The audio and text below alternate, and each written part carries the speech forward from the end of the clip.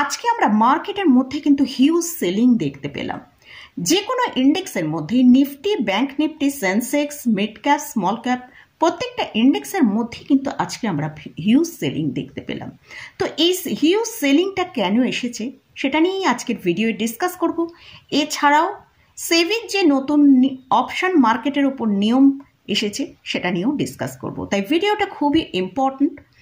তাহলে ভিডিওটা শুরু করা যাক। আমি নিরুপমা, শেয়ার শেখো চ্যানেলের পক্ষ থেকে সকল বন্ধুদের স্বাগত জানাই।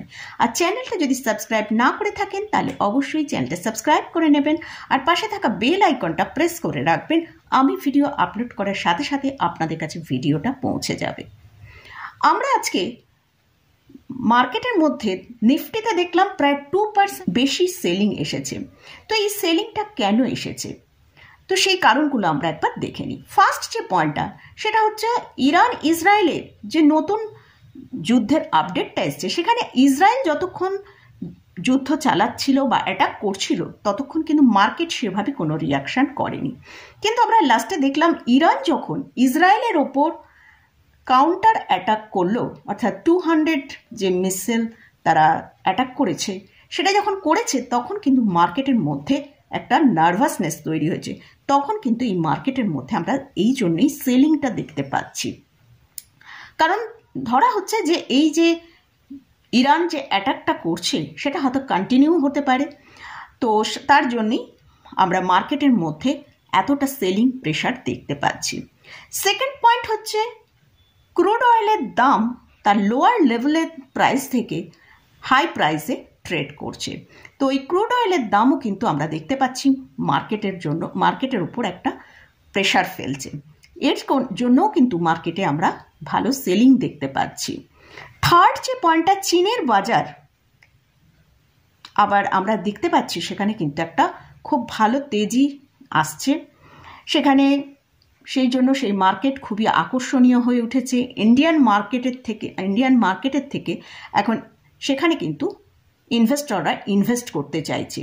আমরা রিসেন্ট দেখেছি তাদের স্টিমুলিয়াস প্যাকেজ, রিজার্ভ রেশিও, এসবের বিভিন্ন প্যাকেজ এবং এই রিজার্ভ রেশিও কমানোর জন্য চীনের মার্কেটের মধ্যে একটা বুস্ট হচ্ছে।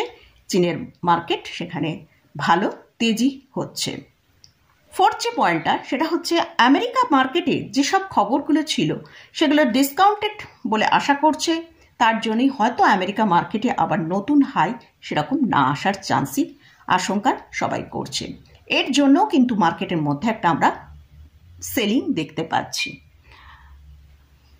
ফিফথ যে পয়েন্টটা সেবি অপশন মার্কেটের যে নিয়মটা নিয়েছে সেটা খুব স্ট্রিক্ট নিয়ম নিয়ে এসেছে। এর জন্য কিন্তু মার্কেটের মধ্যে আমরা একটা সেলিং দেখতে পাচ্ছি। তো এই সেবির কি নিয়মটা এসছে সেটা আমি ভিডিওর শেষে ডিসকাস করব। সিক্সথ যে পয়েন্টটা এফআইসরা একটা হিউজ সেলিং করছে। যতক্ষণ না এই এফআইসের সেলিং বন্ধ হচ্ছে, কারণ আমরা লাস্ট 3 দিন ধরে দেখছি এফআইসরা কিন্তু কন্টিনিউয়াস একটা স্ট্রং তারা সেলিং এখানে তৈরি করছে। তো এদের সেলিংটা যতক্ষণ না বন্ধ হচ্ছে ততক্ষণ কিন্তু মার্কেটে বাউন্স আসাটা একটু মুশকিল আছে। লাস্ট যে পয়েন্টটা সেটা হচ্ছে কোয়ার্টারের রেজাল্ট আগামী সপ্তাহ থেকে আসতে শুরু করছে এবং এই আশঙ্কা রয়েছে মার্কেটের মধ্যে যে এই যে কোয়ার্টারের রেজাল্টটা আসবে এটা আগের কোয়ার্টারের রেজাল্টের থেকে হয়তো একটা খারাপ আসবে বলে আশা করা হচ্ছে। এর ফলেও কিন্তু মার্কেট নার্ভাস হয়ে আছে, তার জন্য কিন্তু একটা সেলিং মোড মার্কেটের মধ্যে তৈরি হচ্ছে। মোটামুটি এইসব কারণগুলোর জন্যই আমরা মার্কেটের মধ্যে আজকে এতটা সেলিং প্রেশার দেখেছি। তো এবারে আমাদের যেটা করতে হবে, মার্কেটের যেটা নিফটি, ব্যাংক নিফটির কোথায় স্ট্রং লেভেলগুলো আছে সেটা আমরা দেখব। ফার্স্ট আসছে নিফটি কিন্তু তার আজকে যে ইম্পর্টেন্ট লেভেল 25,300 তাকে ব্রেক করেই ক্লোজিং দিয়েছে। আমি আপনাদের সাথে মার্কেট নিয়ে যে লাস্ট ভিডিওটা করেছিলাম সেখানে বলেছিলাম যে নিফটি মোটামুটি তার 25,300 একটা স্ট্রং সাপোর্ট রয়েছে। যদি সেটা ব্রেক করে তাহলে নিফটির মধ্যে একটা ভালো সেলিং প্রেশার তৈরি হয়ে যাবে। তো নিফটির জন্য এখন যেটা স্ট্রং সাপোর্টের কাজ করছে সেটা হচ্ছে একটা রেঞ্জের কথা বলছি, সেটা হচ্ছে 24,750 থেকে 24,925। এই জায়গাটা কিন্তু নিফটি এই রেঞ্জটা নিফটির জন্য কিন্তু একটা স্ট্রং সাপোর্ট, কারণ আমরা সেপ্টেম্বরের লো যেটা দেখেছি সেটা হচ্ছে 24,750।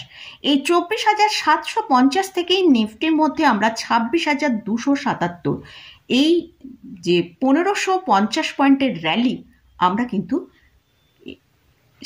মানে সেই 24,750 থেকেই, সেই লো থেকেই আমরা নিফটিকে নতুন যে র্যালিটা করতে দেখেছিলাম।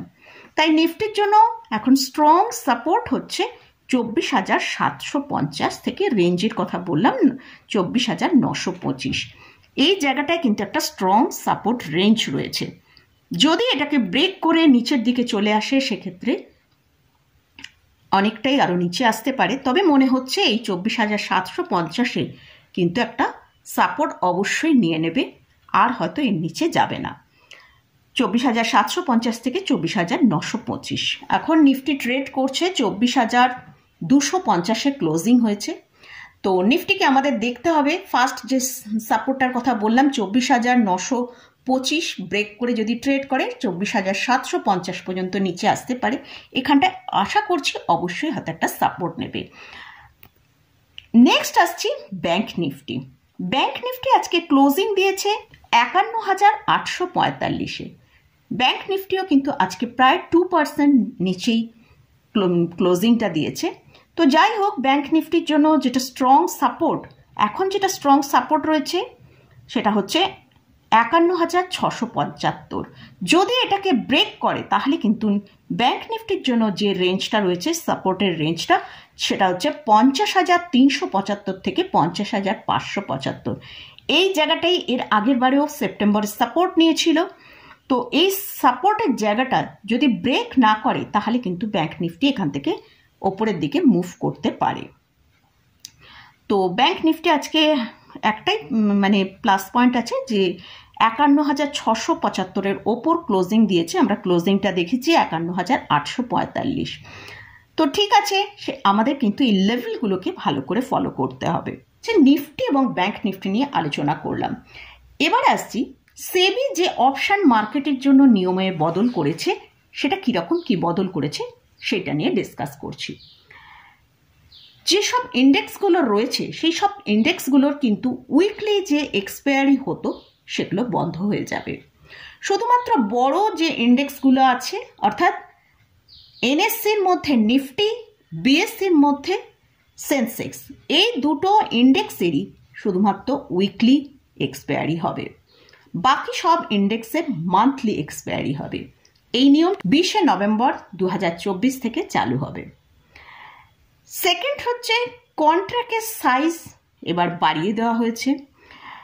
আগে যেটা এখন পর্যন্ত যেটা চলছিল সেটা হচ্ছে 5 থেকে 10 লাখের সাইজ ছিল, এটাকে বাড়িয়ে এখন 15 থেকে 20 লাখের মধ্যে করা হয়েছে। 20শে নভেম্বর 2024 থেকে চালু হবে। লট সাইজ বাড়ানোর ফলে মার্জিন বেশি দিতে হবে, অর্থাৎ ক্যাপাসিটি যার বেশি আছে সেই ট্রেড করতে পারবে। থার্ড হচ্ছে ক্যালেন্ডার স্প্রেডের বেনিফিট আর পাওয়া যাবে না। এক্সপায়ারির দিন যে ক্যালেন্ডার স্প্রেডের সুবিধা পাওয়া যেত সেটা কিন্তু আর পাওয়া যাবে না। এই নিয়মটা লাগু হবে 1 ফেব্রুয়ারি 2025 থেকে।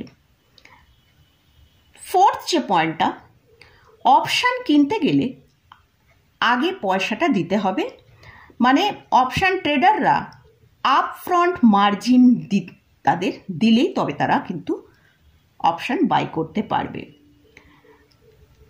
এই নিয়মটা 1 ফেব্রুয়ারি 2025 থেকে চালু হবে। অর্থাৎ এতদিন কি ছিল, এতদিন অপশান সেলিংয়ের জন্য আপফ্রন্ট মার্জিন লাগতো, এখন কিন্তু সেটা রিটেলাররাও যখন অপশান কিনতে যাবে সে সময় তাদের আগে এই আপফ্রন্ট প্রিমিয়াম জমা দিয়ে তবেই কিন্তু তা বাই করতে পারবে।